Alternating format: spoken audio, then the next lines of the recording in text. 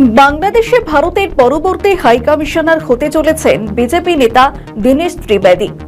সরকারিভাবে এখনো পর্যন্ত ভারতের বিদেশ মন্ত্রক এই নিয়োগ নিয়ে মুখ না খুললেও রবিবার বিজেপির সূত্রে খবর, প্রচার হওয়ার পর পদ্ম শিবিরের নেতারা সমাজ মাধ্যমে ত্রিবেদীকে শুভেচ্ছা জানাতে শুরু করেছেন।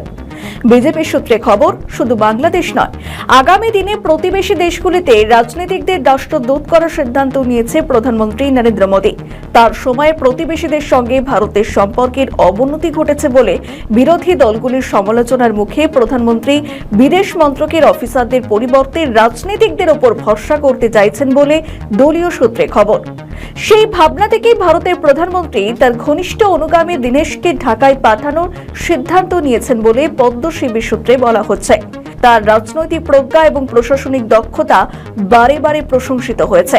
কিন্তু রবিবার বিজেপির সূত্রে দীনেশ ত্রিবেদীর নাম প্রচারের পর প্রশ্ন উঠেছে, বঙ্গবাসী এই গুজরাটি শিল্পপতিকে কেন বেছে নিলেন নরেন্দ্র মোদী?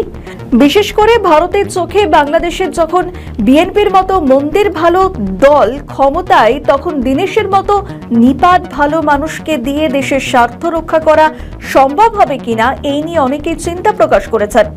সংশয়ের আরও একটি কারণ জামায়াত ইসলামী। উগ্র ইসলামিক এই দলটির নেতৃত্বাধীন জোট ৭৭টি আসন নিয়ে বাংলাদেশ সংসদে এখন প্রধান বিরোধী দল এবং তাদের সঙ্গে ৩১% ভোট রয়েছে। তার উপর দেশটির সবচেয়ে পুরনো এবং মুক্তিযুদ্ধের প্রধান সংগঠক দল আওয়ামী লীগের কার্যক্রম নিষিদ্ধ থাকায় বাংলাদেশের আভ্যন্তরীণ রাজনীতির সমীকরণ যেভাবে বদলে গিয়েছে, তাতে কূটনৈতিকভাবে দেশকে প্রতিনিধিত্ব করতে দীনেশ উপযুক্ত ব্যক্তি কিনা তা নিয়ে নানা মহলের সংশয় রয়েছে। দীনেশ ত্রিবেদী প্রধানমন্ত্রী নরেন্দ্র মোদীর অত্যন্ত আস্থাভাজন। একজন রাজনীতিককে ঢাকায় হাইকমিশনার করে পাঠিয়ে প্রধানমন্ত্রী বাংলাদেশের সঙ্গে সম্পর্কের বিষয়টিতে বিদেশ মন্ত্রকের একাধিপত্য থেকে বের করে আনার চেষ্টা করছেন। বাংলাদেশ নিয়ে বিদেশমন্ত্রী জয়শঙ্করের ভূমিকায় প্রধানমন্ত্রী খুব একটা আস্থাশীল নন বলে কূটনৈতিক শিবিরের খবর। এছাড়া পেশাদার কূটনীতিকেরা অনেক সময় দাবি মেনে বাস্তব পরিস্থিতির সঙ্গে সঙ্গে তাল মিলিয়ে চলতে পারেন না। তারা কূটনীতির বাধাগতে চলতে অভ্যস্ত। বাংলাদেশের বর্তমান শাসক দল বিএনপি সহ প্রায় সমস্ত দলই নাগরিক পর্যায়ে যোগাযোগ বৃদ্ধিতে গুরুত্ব দিয়ে আসছে, আর সেই কাজটি একজন রাজনীতিবিদ দক্ষতার সঙ্গে করতে পারবেন বলে প্রধানমন্ত্রী মনে করছেন। নরম স্বভাবের নিপাট ভদ্রলোক দীনেশ বাংলাদেশের সুশীল সমাজ এবং সাধারণ নাগরিকদের সঙ্গে সম্পর্ক গড়ে তুলতে পারবেন বলে প্রধানমন্ত্রী মনে করছেন। দীনেশের বড় গুণ, তিনি মুহূর্তে যে কোনো মানুষের সঙ্গে সম্পর্ক গড়ে তুলতে পারেন। কূটনৈতিক এবং প্রশাসনিক মহলের একাংশের মতে প্রধানমন্ত্রী মোদী খুবই আশাবাদী এবং বিধানসভা নির্বাচনে বিজেপি বাংলা দখল করবে। বাংলাদেশের সঙ্গে সম্পর্কের ক্ষেত্রে যেহেতু পশ্চিমবঙ্গ গুরুত্বপূর্ণ ভূমিকা পালন করে, তাই প্রধানমন্ত্রী দীনেশ ত্রিবেদীর নাম বিবেচনায় রেখেছেন। আবার তৃণমূল ক্ষমতায় থেকে গেলেও দীনেশকে কাজে লাগাতে পারবেন মোদী, এমন ভাবনাও রয়েছে। তৃণমূলের সঙ্গে রাজনৈতিক সম্পর্ক ছিন্ন হলেও ব্যক্তি মমতা বন্দ্যোপাধ্যায়ের সঙ্গে দীনেশের বড় ধরনের তিক্ততা হয়নি। বাংলাদেশের সঙ্গে সম্পর্কের ক্ষেত্রে 2026 অত্যন্ত গুরুত্বপূর্ণ। আগামী ডিসেম্বরে শেষ হবে দুই দেশের গঙ্গা চুক্তির মেয়াদ। নতুন চুক্তি সম্পাদনের সময় পশ্চিমবঙ্গ সরকারের ভূমিকা গুরুত্বপূর্ণ হয়ে উঠবে। দীনেশ গুজরাটি হলেও দীর্ঘদিন পশ্চিমবঙ্গে থাকায় তিনি বাংলা ভাষায় বেশ দক্ষ। বাংলাদেশে অতীতেও একাধিক সরকার নানা অবকাশে অনুযোগ রয়েছে এবং ভারত বেশিরভাগ সময় এমন অফিসারদের হাই কমিশনার করে পাঠিয়েছেন যারা বাংলা না জানায় সে দেশের মানুষের সঙ্গে ঠিকভাবে যোগাযোগ স্থাপন করে উঠতে পারেনি।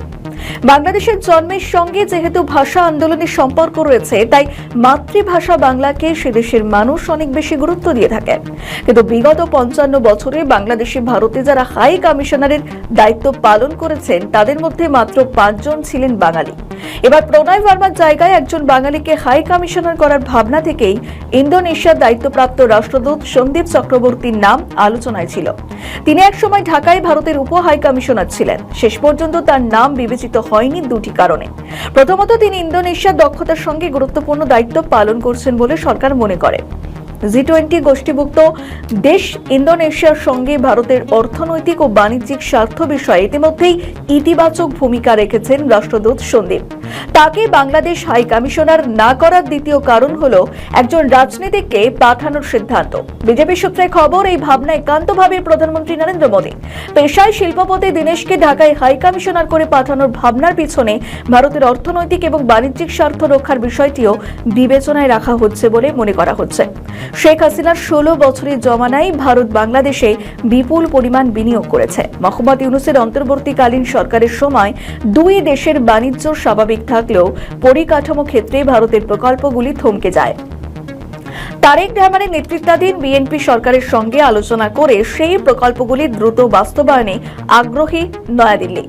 বাংলাদেশে ভারতে বিনিয়োগকারীর মধ্যে অন্যতম প্রধানমন্ত্রীর অত্যন্ত ঘনিষ্ঠ বলে পরিচিত শিল্পপতি গৌতম আদানি। এছাড়াও টাটা এবং রিলায়েন্সের বিপুল পরিমাণ বিনিয়োগ রয়েছে সেদেশে।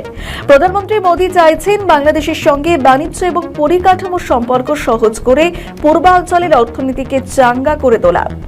সরকারিভাবে দিনেশের নাম ঘোষণা না হওয়ায় বাংলাদেশ সরকারের কোনো কর্তা তার সম্ভাব্য নিয়োগ নিয়ে মন্তব্য করেননি। তবে বিএনপির মিডিয়া সেলের সদস্য সাইদুল কবির দিনেশের নিয়োগকে স্বাগত জানিয়েছেন। এক্সপোস্টে তিনি লিখেছেন, সাবেক মন্ত্রী দীনেশ ত্রিবেদীকে বাংলাদেশে ভারতের নতুন হাই কমিশনার হিসেবে অভিনন্দন। 1971 সালে মুক্তিযুদ্ধের মাধ্যমে জন্ম নেওয়া স্বাধীন সার্বভৌমত্ব বাংলাদেশ ভারত বন্ধুত্ব ভৌগোলিক, ঐতিহাসিক এবং সাংস্কৃতিক বন্ধনে আবদ্ধ।